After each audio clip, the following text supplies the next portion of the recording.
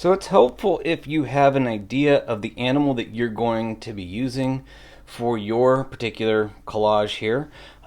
If you have that picture with you and you're out looking for different textures and looking for leaves and other natural objects, that would be a big advantage also.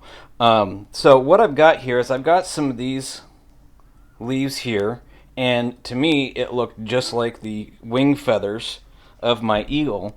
And so what I'm going to do, and this is a nice thing about um, the Elmer's white school glue, is that it doesn't dry very fast. And so I'm just going to put a couple of drops here and here, and I'm going to kind of start building up just like an eagle's wing would be. And I am basically replacing where there would be those leaves, or excuse me, those feathers. I am going to replace them with leaves. Alright, so this one fits just about like that. And I'm just going to continue adding my leaves as I go.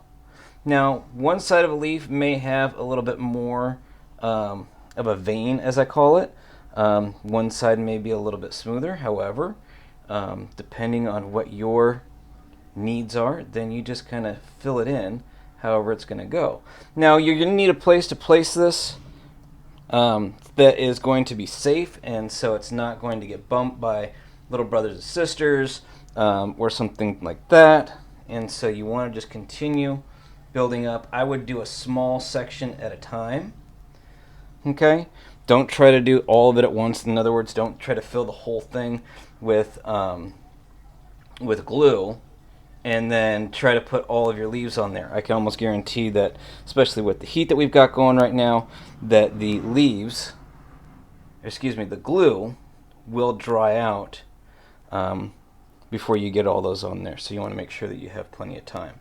So notice that I am just continuing to kind of build up, much in the same way if you've ever seen a bird's wing, how those feathers build up and continue on. So I'm going to keep building these up.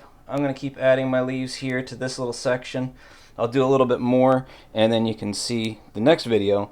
I'll have a couple of different textures in there, or I'll have a different texture that I'll be using, and you can see how that's going to go. So that's so far how it's going.